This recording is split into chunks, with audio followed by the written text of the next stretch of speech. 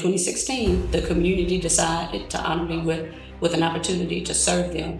And I've been doing so ever since. I'm not gonna sit up looking, smiling, looking stupid just so you can sit over there and think, oh, well, she likes me. And I'm gonna continue to fight unapologetically for it. It's not my intention to make friends. Now, I've made friends, and to God be the glory for that. But I don't serve in a way to earn friends. There are consequences to that.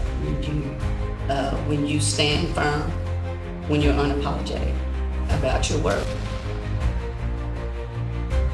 Hey, what's up? My name is Kode Ransom here with Greenwood Griot, and today I'm here with District 1 Councilor Vanessa Hall-Harper. How you doing? I'm hanging in there. Good. Well, today we're just going to have a conversation. I'll ask a few questions. You're going to educate me a little bit on city politics. You know, I know about that much. All right. And so, yeah, I just got some questions for you, and we'll kind of see how that goes. All right. So the first one I would say would be, what actually inspired you to become a city councilor?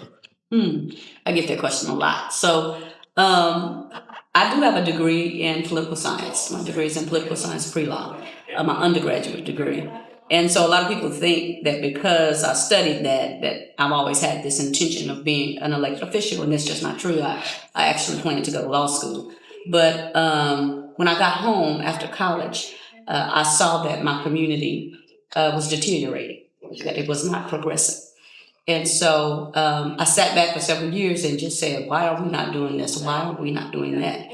And as a woman of faith, the Lord placed it upon my heart to say, I gave you the ability, I blessed you with the opportunities to learn government. You need to use the skill sets that you have. And so I think it was a calling is what I call it. It was simply a calling to use what I have in order to improve the quality of life in my community. And so I said no for a couple of years, I'll just be honest with you. And then I said, I'm gonna go back to school and get my master's degree, which I did in management, a master's degree in management. I thought that the two of those degrees together would better prepare me to do with what I knew is required to operate successfully in city government and local government. And so after that, I finished school and I said, okay, I'm gonna put my name in the hat. I started working in the community, engaging with the community, and this is the community that I'm born and raised in, so that wasn't difficult to do. And so I ran in 2014. I lost my first race, and I stayed engaged, stayed working in the community. And then in 2016, the community decided to honor me with an opportunity to serve them. And I've been doing so ever since. And so I'm thankful for the honor that the community has in me and the respect that they have to continue to elect me to do this work. For sure. What would you say has been like the biggest surprise you've had, like as city councilor? Like what's been the biggest surprise about having that role? The biggest surprise, I think, I think human beings, right, as a whole, think people just do the right thing simply because it's the right thing to do, right? Just treating people humanely, having a mutual respect, the same respect you would want for yourself to give to others. And when you're talking about government and power and institutions of white supremacy, that's just not a reality. Yeah, that ain't too surprising to me, but I actually teach. I teach history, but yeah, exactly. it makes sense. I teach history as well. I teach government, which is history. Yeah, and that's still, and I think the surprise is because I'm a human being, right? And I respect and have love for human beings, and that you would think that the assumption is that everyone is similar to you or feel the same way, and that's just not a reality in this world, and certainly in this country. Yeah. So what would you say would be the biggest misconception about what a city councilor does? that I have a checkbook in my desk at City Hall that I can just write checks to people and say, hey, go do what you need to do. It's and understandably, again, if you haven't studied and don't understand government, there are a lot of misconceptions that the average citizen would have of the power or the authority that elected officials have. And so, but it's always an opportunity to educate. So when I get those requests, I just stop and just go through a series of questions and explanations. And most people, understand that. But that we just have access and we can do individually as elected officials whatever we want to with tax dollars, and that's just not the case. We have a lot of rules and regulations that we have to comply with that come down from our state constitution and our state statutes. So there are limitations to what we're able to do with those funds. Okay. So you telling me you couldn't just snap your fingers and put Bell's amusement park out north? No, we can't. I see. I wish I could. Yeah. I wish I could. I miss do some of the things that people think I could, but I just can't. For sure. What would you say has been your proudest moment as a city councilor? Proudest moment. I think I would say the work that we've done with helping people who have been justice involved and who have paid their debt to society to help them get their records expunged. So we have the Tulsa Expungement Expo because that is really a transformation work. It transforms lives, gives people opportunities to get better housing, better jobs, home ownership, and those types of things. So that's my pushback against a system that I know from its inception has been anti-Black folk, anti-brown folk, and anti-poor people. And so I think that's probably my proudest moment when I see people come out and they have hope. Yeah, I'd say that's actually that was my introduction to you as a city councilor. Like, I just knew you as Miss Vanessa. So I didn't touch politics, none of that. But I knew, so, me working with youth, it was a player I had. His dad actually went through that program, and so he was able to get his record expunged, and I think he's a truck driver now. Okay. But that when he told me he was going to it, and I'm like, he sent me the flyer, and I was like, oh, Miss Vanessa do that? So I was just like, oh, that's what's up, So yeah, that was my first introduction to you. So that was pretty dope. What do you think? What work have you started that you feel is not finished but progressing the way you want it to? Just the creation of an ecosystem of Black entrepreneurship in our community that we control, that we have resources and access so that we can help ourselves. And that's not a new concept, right? That is the legacy of Greenwood and Black Wall Street. And so I think that over the years have waned. And so I just really believe that we can come together again as a community and support one another the same way the founders of Greenwood, our fathers of Greenwood and mothers of Greenwood, when people came to this community, they wanted to start a business. Those who were there that had built up a business supported, right? They gave back, right? And then once they became successful business owners, they returned the favor. It just continued. It was this engine of Black ownership and Black love and Black excellence. And I want to continue that work. So it's a lifelong work. It's not just me. There's so many people working in these spaces and doing that work. And so that's something that I think, we really need to, and I think collaborating together to continue that work, that will give us the economic power that we need, the political, social, and really the self-love that the next generation needs to witness so that they can continue to do the same thing, generation after generation. I appreciate that. I'm a person that growing up, I didn't trust politics at all, right? Rightly so. The only person I trusted when they said they guaranteed something was Denzel, because when he guaranteed in his movies, he do it. But outside of that, didn't really think politicians did that. But what was a promise that you ran on before that you feel you 100% delivered on? Bringing a grocery store to District 1.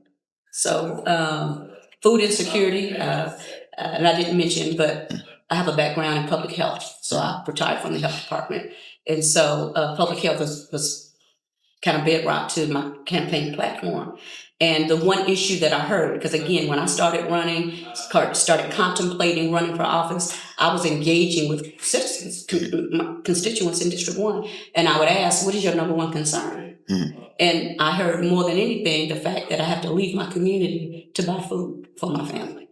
And so, again, having that public health background, I understood that as well.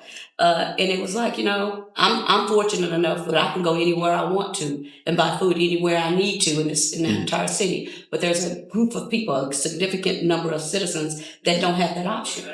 They're forced to buy what they can in their communities. And for us, it was dollar stores. And so I think that was an example, and I hoped and through it all tried to explain and show the community that this is how you connect policy and create policy to address issues in the community. And so the policy was a moratorium on dollar stores to say no more in this community. And that was a long fight. We had to pack out City Hall at least 3 times. I mean, there was a strong pushback from the power structure of the city to say no, because it makes money, right? It's not good money. They don't have good results for our community. They don't improve the quality of life from our community, but they make money, right? America is based in capitalism. And so we took that policy and put that in place, fought for it and got it, and then was able to, once we dealt with the issue, policy-wise, now we can deal with the economics of it and bring in a grocery store to the community. And initially, I just wanted a grocery store. So I called Walmart, I called Aldi's, I called Reese's, Reese's right here in Tulsa. And obviously, all of them said no. Because if they had said yes, we would have a store, right? Yeah. And so when they denied my request and my constituents' request, in my opinion, to bring healthy foods to our community, I said, to hell with it. We'll just build our own. And that's what we did. And at that point, I started focusing on Black ownership. Yeah. And so was able to meet AJ, who had a history and experience in the grocery industry, and asked him to come on board and say, hey, would you be interested in operating a grocery store in this community? Yeah. And he said yes, and that was the beginning of that. And so we're looking to duplicate Oasis. There's a second location coming. He's working on right now in downtown, but I need at least 2, if not 3 more stores in District 1. So that we can have adequate food. And as far as I'm concerned now, it's all about Black businesses now. Yeah. I don't want any other grocery store now that they see that there's a market, right? Yeah. There's money to be made. So what I'm supporting is Black-owned groceries in North Tulsa. So I'm actually glad you mentioned the Dollar Generals, because on my tours, when I do tours, that's actually one of the things that I have a way of like joking but being serious. And so towards the end, when we get to the Greenwood Cultural Center, you have this monument of all these different grocery stores and stuff like that was here. And so I always ask the tourists, would you trust a tomato out of a Dollar General?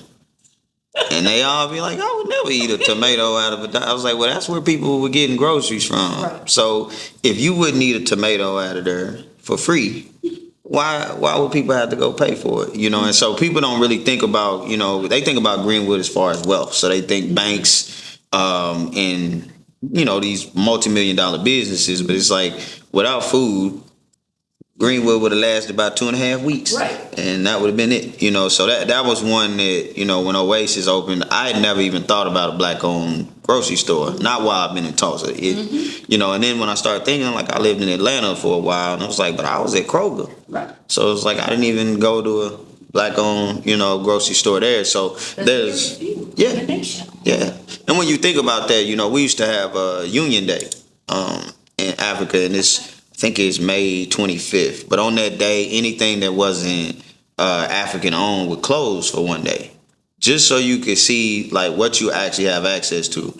And so, when Oasis opened, I do remember sitting there thinking like, okay, well then if everything closed that wasn't Black-owned in Tulsa, Oklahoma, I used to make a joke that all we could get was chicken wings and T-shirts.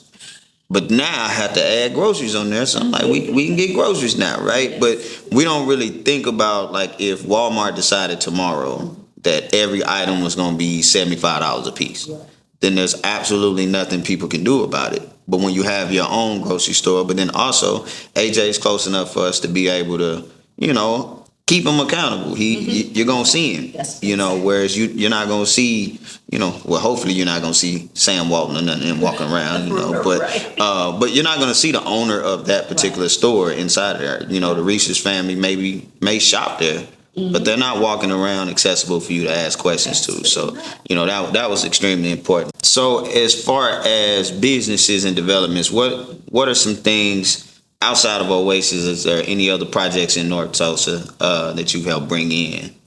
Absolutely. So just announced GM, the Greenwood Entrepreneurship and Motion. Very excited about that. And I see that as the hub of this ecosystem of entrepreneurship that, again, the goal is to bring, again, in collaboration with so many others that's doing work in that space. But that is kind of like the Wakanda headquarters, the city hall, if you will, of Black entrepreneurship. And so excited about that. And then there are other developments that are taking place. Currently, we have the Black Wall Street Square project underway, which is a home ownership project that was started and is the vision of Terry McGee, may he rest in peace. But yeah, that was some TDA land, Tulsa Development Authority, urban renewed land that was available. And when I saw that they were preparing to put that land out for RFP, I reached out to Terry because I know his passion for the community and home building. And I asked him, I said, can you please put forth a proposal, something that's unique, something that we don't have, that would kind of stand out for our community. And he did. He put forth that RFP, and it was a request for an RFP, and that was selected. And so I love the fact that that's finally coming to fruition. We've had some ups and downs on that with infrastructure and all that kind of thing that we have in North Tulsa. We have a dilapidated and deteriorating infrastructure system. Not surprised by that, right? Because when the decisions are being made of where infrastructure and funding resources are done, the Black, brown, and poor communities are always last on the list. And so there was quite a bit of work that needed to be done that wasn't anticipated, which is why we're about a year and a half behind. But that work is being done, and I drive by it every day to see the progress being made. But that's home ownership opportunities that we have in the community. So very excited about those projects. And now William Tisdale, he has a project called Peak at the Park that's just west of Denver. That's going to be 40 acres of housing, apartment complexes, market rate, as well as some affordable housing, a clinic. I mean, there's a lot that's coming there, and that's going to be really transformational. I would say probably the largest development that take place in District 1 in the last 20 years. And so excited about that, and just done a lot of work in support at City Hall to help him, and his team get what they need in order to develop. Yeah.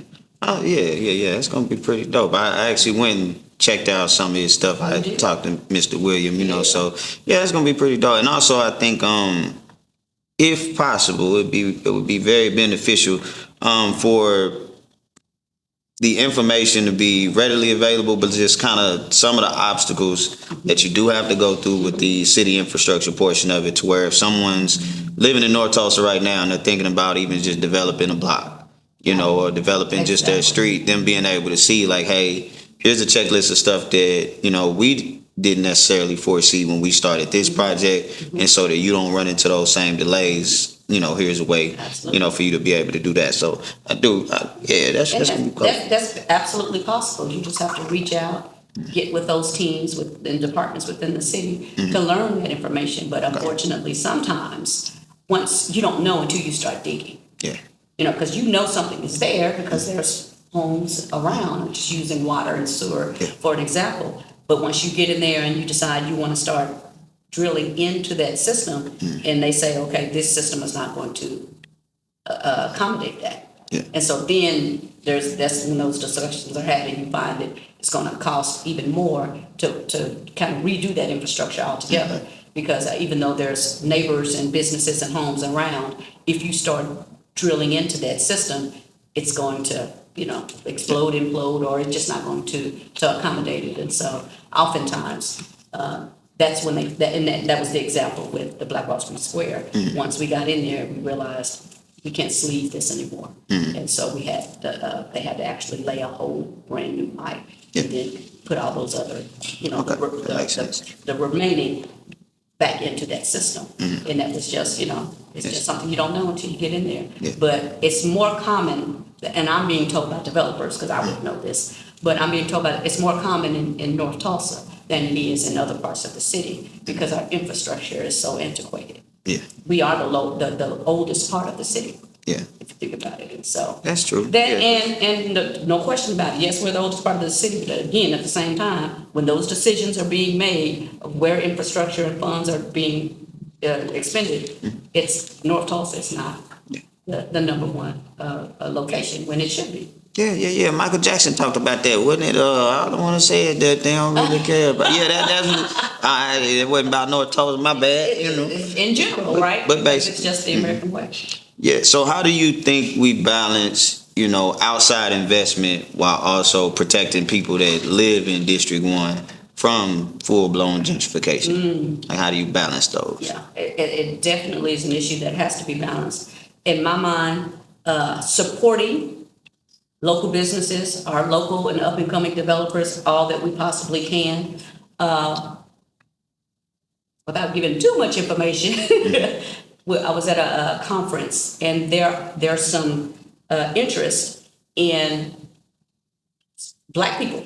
So let's just be clear with that. But Black people coming in and bringing some development into the community, which I don't have a problem with. But at the same time, what I'm having from a city council perspective in conversation, I'm saying, how about you all partnering with local developers and local development in order to make this project a go, not just coming in. So it doesn't matter to me what the complexion, right, Black or white. If you're going to come in and develop in this community, my approach to the balance that you asked is that you partner with local, right? Because if you're not here, you don't live here, you're not from here, you're not going to move here, right? That's not anticipated. You just see an opportunity, which is great. So collaborate with someone that's local. And so you have both. You can still benefit, you can still develop, you can still build wealth, but let someone locally build wealth along with you. Yeah. And that's, to me, that's a compromise, and that's a balance. And so those are the types of things that I support. And that's the way Black communities always have been built. You got Robert Church was at the Bill District in Memphis. Okay. Same thing. Like, he bought the land, he built a lot of the buildings, and then it's like, all right, well, you want a business? I got a space. You know, so it was a way for also for that money to stay there. Exactly. Because it doesn't benefit anybody if it just come in And goes right back out. Exactly. So, what are some of the barriers you see that are still preventing North Tulsa from thriving? Barriers that you still foresee having a breakdown? It's still power in various forms, but decision-making, resources. Resources. It's just a fact anywhere in this country. A Black man or woman can go into a bank with perfect credit and still struggle with walking out with a loan compared to a white person going into that bank that have filed bankruptcy 3 or 4 times. They still have a better opportunity to walk out with the resources that they need. And that's just pure racism, right? That's the bloodline of America. And so that still is, I think, one of the greatest issues that we have to face. And, my approach to that, we need our own banks. Yeah. We need Black-owned banks with people in those banks. Not that we're going to operate any more differently, but at least we will not have to face the racism that we have to now when we're going to these institutions that are white-owned, and most of which are institutions of white supremacy, in order to access the funds needed, the resources needed to be able to do that. Yeah, my granny used to talk about that a lot. She would always, I remember asking her when I was a kid, like, why. I understood them needing Black doctors and Black surgeons, but I was always like, well, how come the Black doctors and Black surgeons couldn't be at white hospitals? And she would say, well, it's not as if I think that white doctors would go out of their way to kill me. I just don't think they would go out of their way to save me. And so it was kind of the same with banks. She would say that, it's a Black banker, that has some power in this bank, would probably do anything he or she could do to make sure that I can get this homeowner loan. Versus someone that has zero connection with me there, it's like you just don't qualify. And so I don't see myself in you, so it's a little harder to constantly go, that extra mile versus someone who looks like you would. So yeah, that makes sense. Perfect, Yeah. perfect. I mean, and I'll expand that even to GEM, the Greenwood Entrepreneurship and Motive. When I saw the first $4 million that was used, it was ARPA dollars, to invest in that, I was reached out to by someone in the community because you have, at that time, 36 degrees north. It was called it's gradient now, but it's 36 degrees north. And so when that ask was initially made, because you ask for it, it's months later before you actually get it on the agenda, get it voted in, and actually get access to those funds. And they were like, well, why don't you just work with us and blah, blah, blah. And I was like, no. I said, once we are established, may very well be opportunities for us to work and collaborate on certain events and certain things, but we need our own. And I told this gentleman who wasn't from here, but I said, even if you have the best of intentions to give the opportunity, the system that we operate in this country won't allow you to do that. That's one side of it. The other side is my community don't trust you. Yeah. And you haven't done anything personally. The system, right, and the processes of this nation have, and we're going to come to our own quicker because of the trust that's established than we would if we to come to a white institution. And so once we're established and we have our own, just like you have your own, we can work together. Yeah. I'm not against that, but I am against not having our own and just having to do our very best and hope and pray for the best while we engage with you in that institution. So hopefully you understood it, but Yeah, we'll see, we'll see. So That's what my mom raised me saying, and that's what I say. People ask me questions, I say, hey, we'll see. Yeah. We're doing the work, but we'll see what the results are. yeah, so we're gonna role play real quick. We're gonna pretend I'm one of your government students. Okay. And you're gonna teach me in, let's say, 60 seconds, you're gonna teach me what a city councilor actually can do. All right, so let's say I know nothing about city government. What actually can a city councilor do for their district? Lead, first and foremost, but I will say that most of the things that I accomplished as a city councilor could be accomplished without being an elected official. Okay. It's just that the title does command respect. But what city councilors, it is the local government arm and it is the legislative branch of government. And so when it comes to the operations that a municipality by law are required to provide for its citizenry. So for example, law enforcement, fire, IMSA, clean water, parks, those are probably the 5 main services that are required, that city tax dollars by law are required to provide. And so what we do at the city council is we negotiate and decide on how those funds are going to be expended. We use other organizations and committees within city government, for example, the Sales Tax Overview Committee. So citizens have an opportunity to participate in those in fulfilling the requirements and the needs that government has for its citizens. And so we participate in the budget for the city, approving that budget. It is our responsibility to make sure that those tax dollars are expended properly according to the needs of the citizens, especially in the case when there's a ballot initiative of capital campaigns and capital improvements and those types of things. By law and by ordinance, those things are written out. All of this is accessible to any citizen in the city, but we have to comply with what we've said we're going to and we're obligated to do as an elected official and as a fiduciary. We have a fiduciary responsibility to ensure that those things are done. And so a lot of the things that I'm most proud of, again, could probably have been accomplished without being an elected official. But the reality is in the city, in this country, that when you hold a title, when you make a call, you get paid attention to more than if you were just, someone that's not an elected official. And so. All right, so we know. Oh, time out. Okay, so we talked about how You can't just reach in your desk and pull out the checkbook and give us whatever we want North Tulsa by tomorrow. Right. So now we know you can't do that. What are some other things that people think city councilors can do that is not really within a city councilor's reach?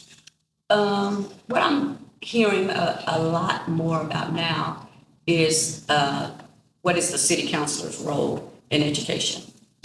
And although we all agree that education is important, the city council's role in sales tax dollars, which is how the city council is funded by the state constitution and state law. Education is funded through state dollars. And I think for a lot of people, especially if they've lived in other communities, certainly larger cities, the city do regulate and oversees the education of the schools in certain municipalities, but that's just not the case in Oklahoma. And so I think that's probably a huge misconception. Not that we don't disagree. I mean, I certainly agree with the fact that education is key and is important. And we need to look at ways to collaborate. But primarily, schools are funded throughout the state of Oklahoma through state dollars, not municipal dollars. Yeah. So I think that's also something that we I use this term loosely, Americans, but we as Americans, we don't realize that rules are different when you go to different cities and states. Correct. I was actually just teaching some kids the other day. So I do a project called Dream House, Dream Home, Dream Life. And so it's to teach kids financial literacy, but also to teach them to financially plan for their futures. So what we do is we pull up, I go on Zillow and I ask them, like, what's your dream city to live in? And then let's say they pick LA. Well, we find a house in LA that you think is your dream home. So they see that your dream home costs $75 million, right? And so then we say, okay, well then let's break that $75 million down. We look and see that you're going to be paying roughly, I think it's like over $400,000 a month in mortgage. So what job did you think you was going to have that you could pay $400,000 a month in mortgage, right? And so what they also didn't factor into their particular finances was always taxes.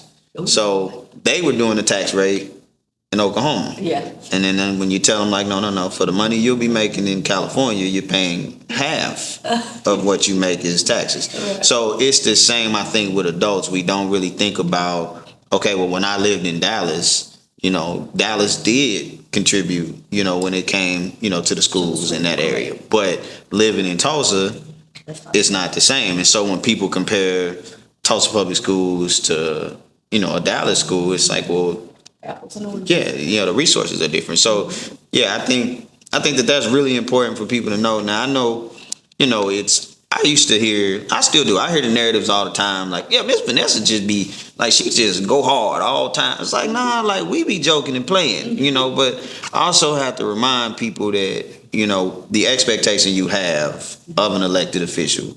Have you ever even asked if that's possible? Instead of saying, well, you should have did this. I could say it, we also have to come to the meetings. When we have a question, we have to know that there's an avenue to reach out and ask you those particular questions. Like, what are other things that citizens in North Tulsa can do that also makes your job easier?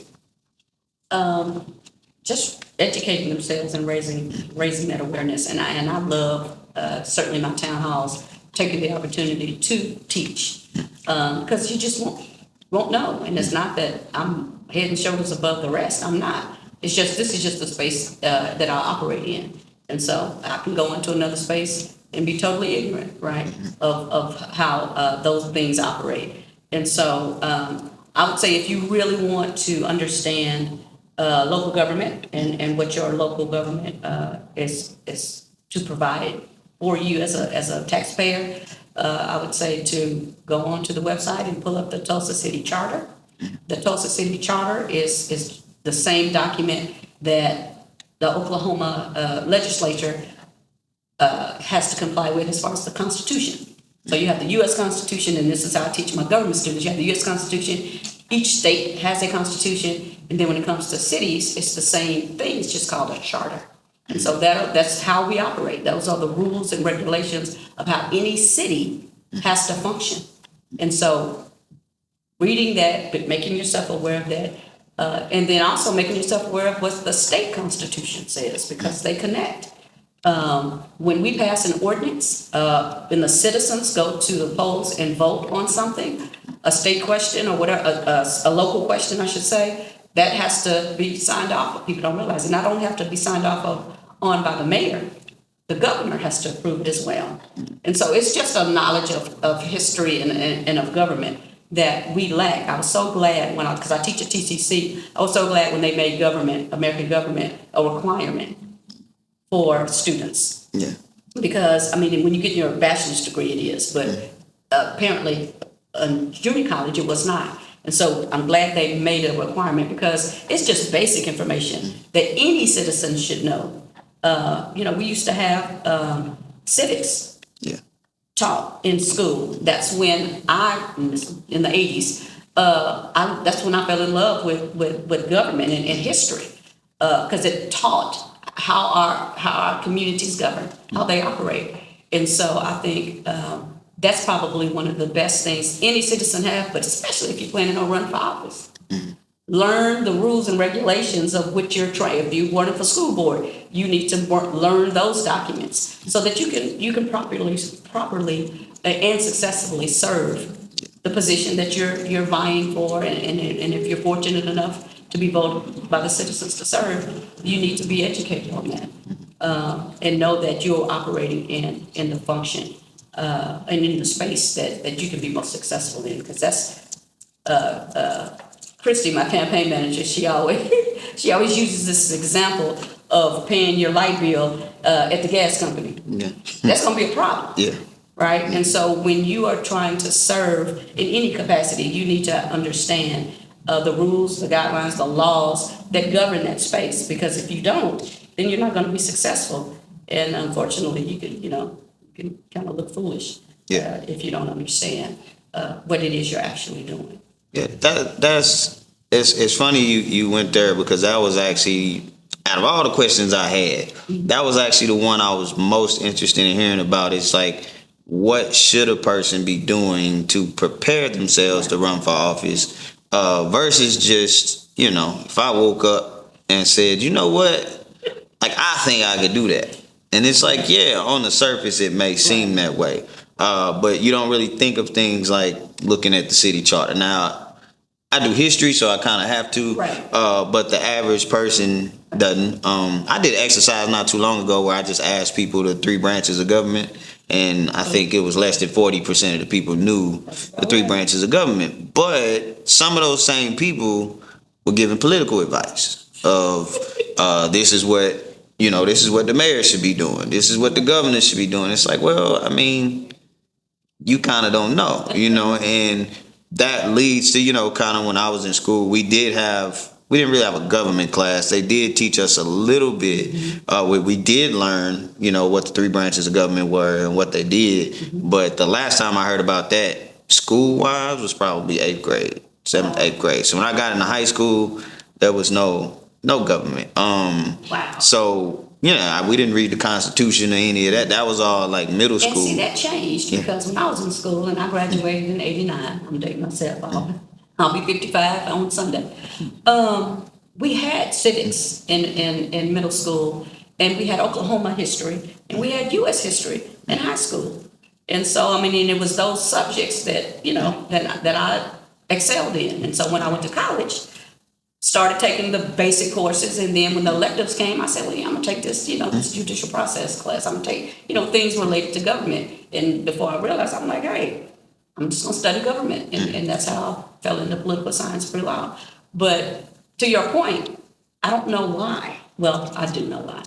It's intentional, I think. Well, because the government decides, right, what school books are approved and what students are taught. But they also decide curriculum. They decide what classes that are required. And it's been so long. I just knew I had those classes in high school. I don't know. You work with students. If U.S. history and Oklahoma history and all those courses are still required today, but they should be.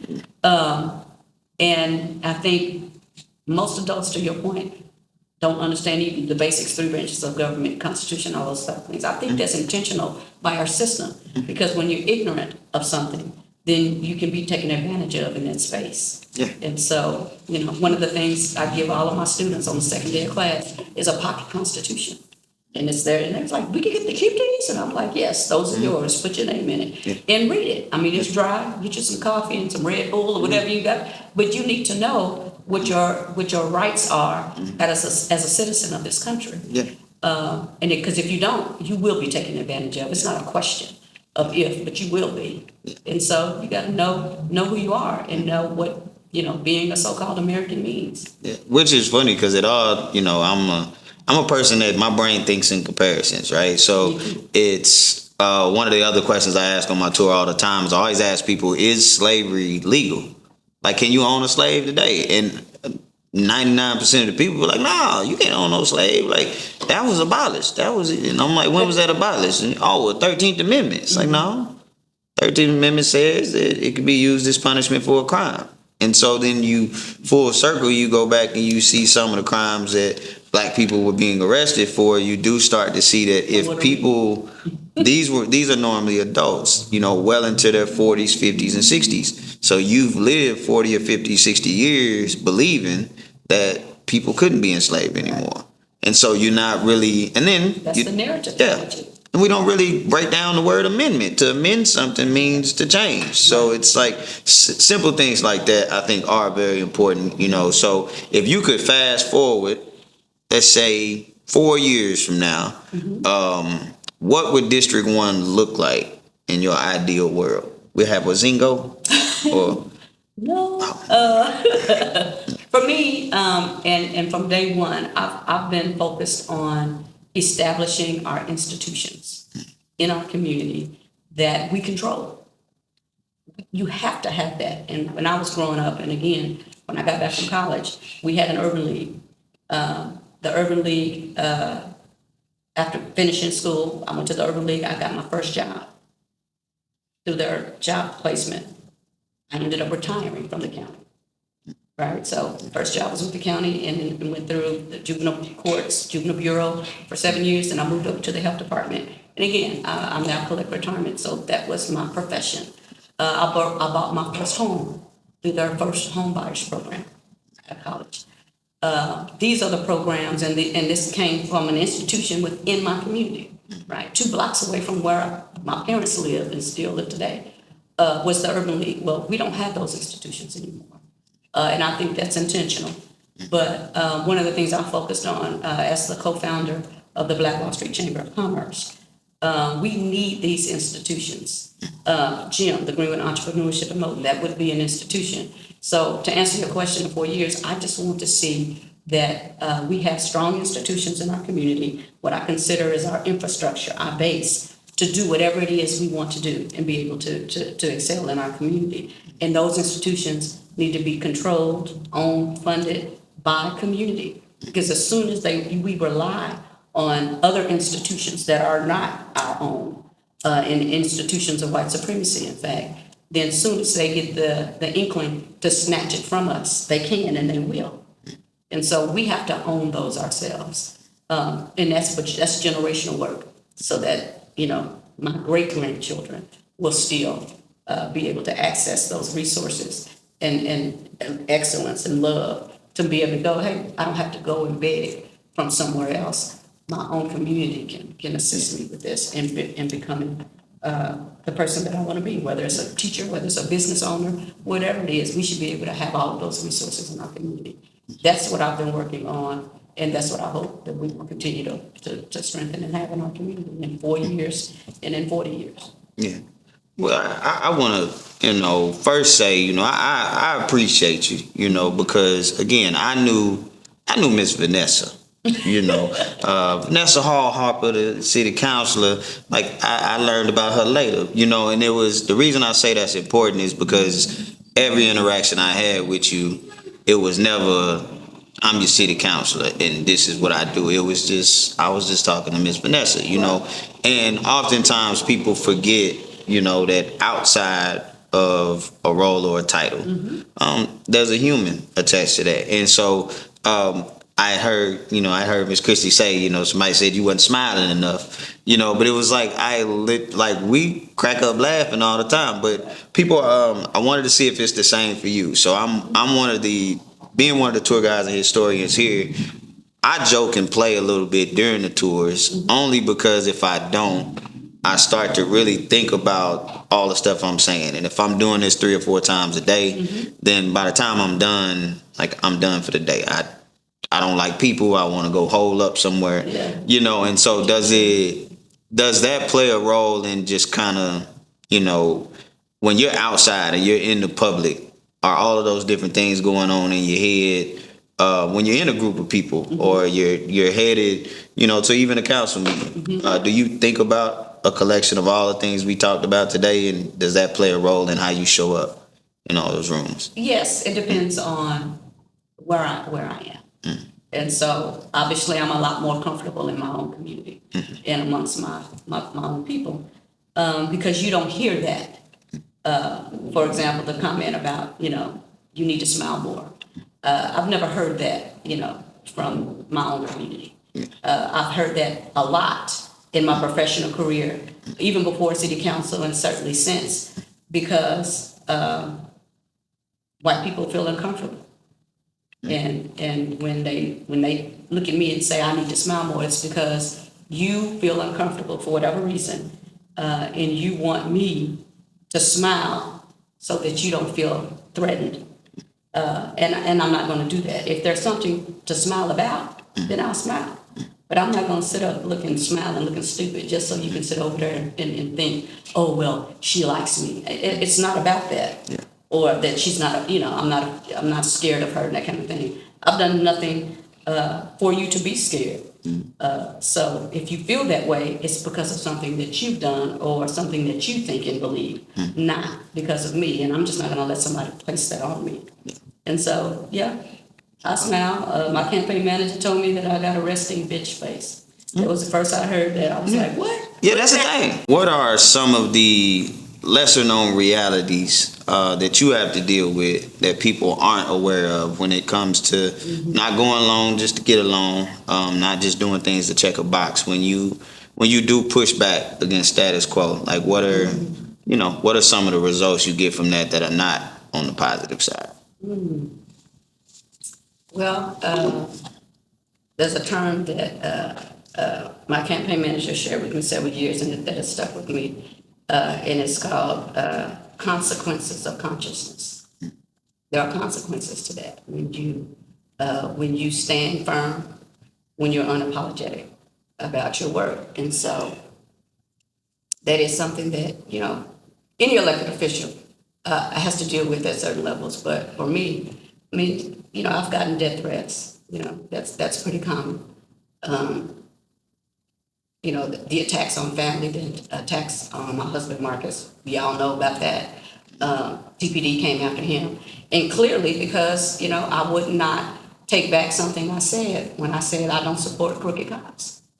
I'll quote, I said I don't support crooked ass cops is what I said. And so that started early on in my career as a city councilor. And I still stand on that today. I support law enforcement, but there's this narrative out there that they want to push that I don't. That's just not true. I support law enforcement. Law enforcement is necessary, but what I don't support is a biased and racist law enforcement system. And I think that there should be policies and practices put in place to hold officers accountable. And I don't care if it's the IMSA, I don't care if it's fire, whatever the case may be, there should be oversight and there should be consequences when people are treated illegally, wrongfully, inhumanely. And I think those things should be exposed. And so as a result of that, the system, what I call the system and the government system that I'm part and parcel to, came after Marcus and my family. Fortunately, we stood the fight. It took 4 years, but he was found not guilty on all charges. And we knew that, but it was just a fight that we had to go through because that was an attempt to break us, to break him as a law enforcement officer who acknowledged simply that when he is trained in the Tulsa Police Department and when he was trained in TPD, that they are trained to patrol differently in Black and brown and poor communities than they are in affluent white communities. That was simply an acknowledgement of his experience and truth. And that was a situation that followed a couple of summers ago when two young Black men were walking from one home to another to play video games in the summer. And they were jumped out on by some officers and ultimately charged with jaywalking on a street that did not have sidewalks, right? And so this was right down the street from our home. And, and he acknowledged that's not done. That's not going to happen out at 91st and Yale. It's just not going to happen. But it happens in our community. And one of those young men literally had his pants pulled off of him because they're trying to search and find something wrong that they had done. And they had done nothing, absolutely nothing wrong. And so when we acknowledge those things, the system that's the spotlight has been placed on will attack, and they have. And that's what they did to our family. So again, that's just a consequence of consciousness. And we had to endure that. But, we're good. Yeah. We're going to be better for it. And I'm not going to not stand firm and say what I know to be right for my community and for the people that I represent. But systems of oppression will come after you. And if you don't understand that, this is just not a seat for you. If you're going to run for office and just go along to get along, you're not going to improve anyone's life. You're going to maintain a status quo. And that's the last thing we need in our community. And so we've accomplished a lot, but we have so much more to accomplish. But you have to understand, nothing is going to come to a community that has been disenfranchised from day one, right, in this nation. Nothing is going to come willingly. It is going to have to take a fight. It's going to be a fight. Even when we use Greenwood as an example, burned it down. We know, because we know the history, that there were communities all around Tulsa and Greenwood, out of the state and within the state, that wanted to help. But what did the city of Tulsa say? Shut it down. No, we got this. We're not going to burn something down and then turn around and rebuild it. That was never their intent. And so we're still in the process of engaging in that same system, that same mindset. And so when I ask for something or when I say I want to do something, there's an automatic push of no. It's just automatic. Now, then when we start talking, the expungement expo is an example of that. When I first proposed that, I wasn't asking the council's permission. There was nothing that they had to approve that we had to vote on as a city council body to do that. I was just sharing with my colleagues on the council of something that I was going to do, and that was going to be a Tulsa expungement expo. So it's not just for North Tulsans. Yeah. Everybody throughout this county comes to that expungement expo because it's something that everybody can benefit from. And so, but there was automatic pushback to say no. And again, I had to start educating and fighting and saying, no, we're going to do this regardless, blah, blah, blah. It's just always a fight. Anything that's positive for, again, Black, brown, and poor people, there's going to always be a push to say no, because this system of an American system is steeped in bias, in racism, and profiting off of the disenfranchised. Mm-hmm. It's American as apple pie, as they say. Yeah. And so if you're going to serve in this capacity, you have to know that, understand the history of this nation and of this city and of this state, and know that you're going to have to push back from some people that have power. Mm-hmm. That don't look like us, and that have control over resources. And if you're not willing to do that, if you're just going to say, okay, well, if I'm telling you I need this and you give me that, then I'm going to say no to that, and I'm going to move on and continue to work and try to do it ourselves. Mm-hmm. But some people think that's not collaboration. No, you don't get to tell me what my community needs. Yeah. As a leader, I'm going to tell you this is how you can help. And if you want to help, then do so. But if you're choosing not to, then that's fine too. We don't get it done anyway. It may take us a little bit longer, but we'll get it done. Yeah, my granny would always say, Tulsa was really good at providing Band-Aids for wounds that require surgery. Exactly. She would say that a lot. Definitely. Because I think about it a lot. That analogy works. And she And even, when I hear you speak, and I watch, what you do, I often think of Muhammad Ali. And the reason he comes to mind is my mama was one that says it all the time. She's like, white America loved Muhammad Ali when he got sick. When Muhammad Ali was Muhammad Ali and he was talking to them and telling them how he really felt about things, Muhammad Ali was one of the most hated men in the country. But the moment he couldn't be that Muhammad Ali anymore, then it became, look at him standing up for his people. So retroactively, people look at the speech or they look at behavior and they say, well, like, man, I really appreciated that. But in the moment, we live in a world really that pacifies us when we feel uncomfortable. So it's my mama was one that anytime she spoke to us, she would say, what did I say and what did you hear? And you had to explain both. So I grew up in a family to where I listen to what people are saying, like how they say it, how it's presented. It may not be the way I speak, now they may not know it by watching this video, but I cuss every 3 words. That's the way I typically talk, so I'll get down on it, but, I cuss every couple of words, but I know how to speak without it. But also people who speak like that, I understand them. People who don't, I understand them, and so when I listen to it, I'm listening to, all I'm hearing is the same thing that the Chinese community say when they build in Chinatown. Right. Is you can't go to Chinatown and find a black soul food restaurant. Can't. Because they say, well, here everything will be Chinese culture. And I'm not even mad about that. Yeah, you should have that. Yeah. We should have that all over the world. Like it should be, if there's a demographic of people in your community that are black, then you should have a black area.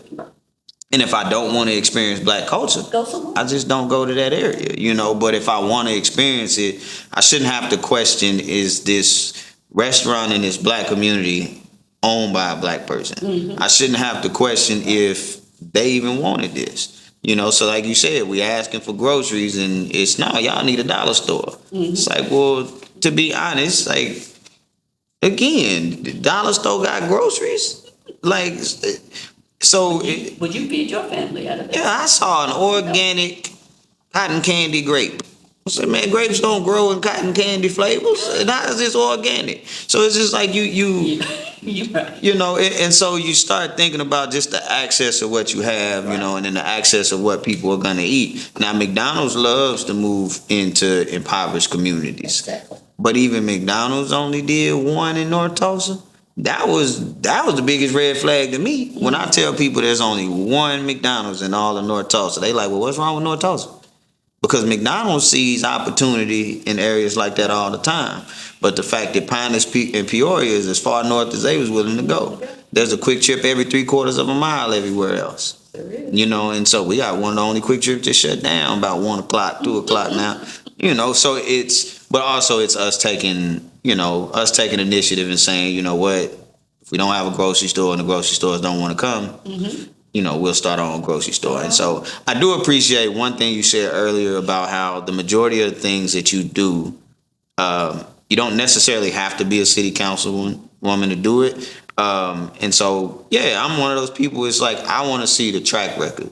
So if you're running for city council, that may be a new job for you, but like, what have we done leading up, to where now I don't have to guess what it would look like if you're there. And I think the same way when it comes to being mayor, when it comes to being governor, because, it's, if we really went back and we looked at Governor Stitt and we looked at his track record leading up to being governor, the majority of Oklahoma, if they were aware of his track record before that, they would say there's no way that man would ever become mayor. But the fact that he did says that we're not looking at what a person has done. And so you're not just a leader when you're putting in a leadership role. We can do, all of us have a responsibility in North Tulsa, so I appreciate specifically black women who are not afraid to say what you think. My mama is like that to this day. My granny was like that. So it's like I grew up around black women who didn't bite their tongue. And to be honest, some of the strongest people I know come from households like that. The people I knew whose moms didn't say much Those were people that were, a lot of them ended up being incredibly needy. They didn't know how to advocate for themselves. They didn't grow up in a household where that would happen. They needed someone to go do it. And so, I will say from a citizen standpoint in District 1, I tell everybody in District 1, if you have a complaint in United City Hall, your complaint is not valid. Right. If you're not showing up to the meetings, if you're not engaging, if you have not asked your city councilor for anything, then to me, whatever your complaint is simply that, a complaint. Like if you want it to be fixed, you want it to be addressed, and stay off Facebook. Stay off Facebook. Like if you ain't said, my mom is like that. She always say, like, if I had something to say about my brother, my mama would ask me, did you talk to him yet? Right. And I'm like, no, but don't come in here with that till you talk to him. Yeah. Now, if you go talk to him and he blow you off, then you come talk to me. And so I feel the same way when it comes, to politics and things like that in general. Is yes, if I have a critique of Mayor Nichols, I'm gonna reach out to Mayor Nichols. And if Mayor Nichols gives me the running around and then I go to Facebook, that's different. it's different. This is the only avenue I have. But I have a rule that publicly I don't say nothing bad about black people. Publicly.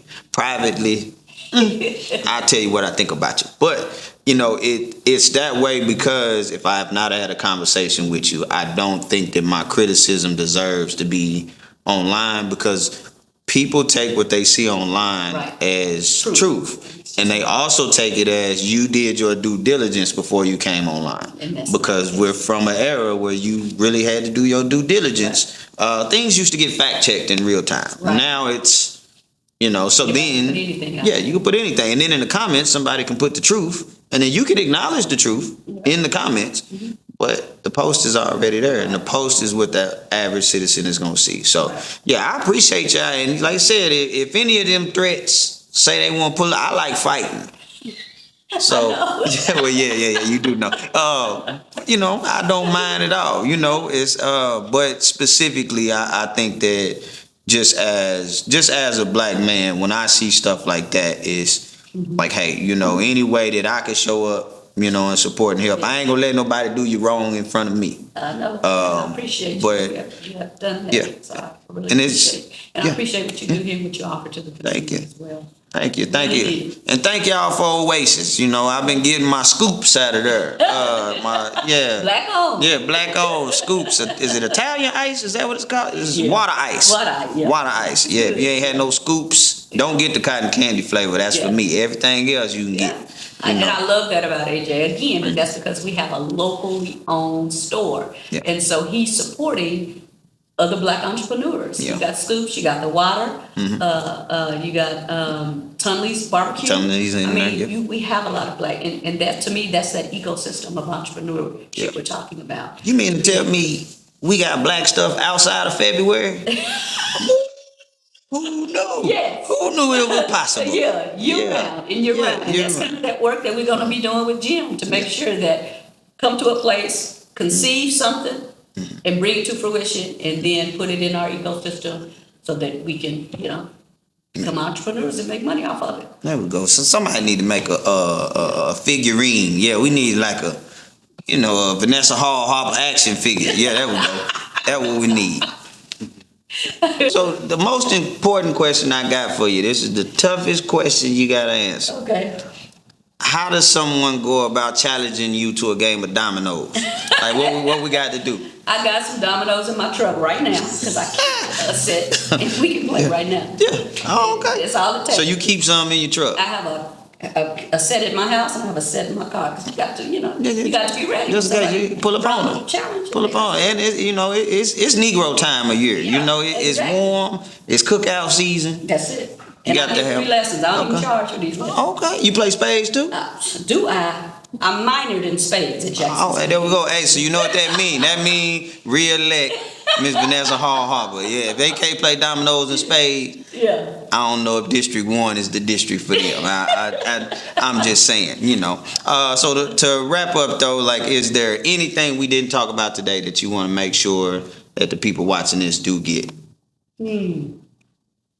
I hope First of all, I'm thankful for the honor to serve in the last 10 years. I do want to continue to serve. People ask me, how long am I going to serve? I'll say when the Lord tells me to do something else, then that's what I'll do. But I just want the community to know that I am approachable. Most people know that. Christy thinks I'm crazy because I give my cell phone number out to anybody that asks. But in my experience, people call me when they need something. They don't call me to bug me. They call me when they need something. Well, that's what you should do, because that's my role. It's to serve. I'm a servant of the people. And so I just want people to know that I still love and care for my community, and I'm going to continue to fight unapologetically for it. And it's not my intention to make friends. Now, I've made friends, and to God be the glory for that. But I don't serve in a way to earn friends. I got plenty of friends. I got friends I went to elementary school with, kindergarten, high school. Got plenty of friends. But I am going to serve my community, continue to serve my community unapologetically. And I want to be, as my shero said, Shirley Chisholm, I want to be a catalyst for change. And if that's not the focus of the priority for someone serving in an elected office, then they don't need to serve, because we're not about maintaining status quos.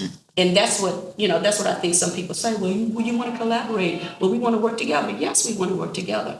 But if our working together is not going to result in progress, then what's the purpose of working together? Yeah.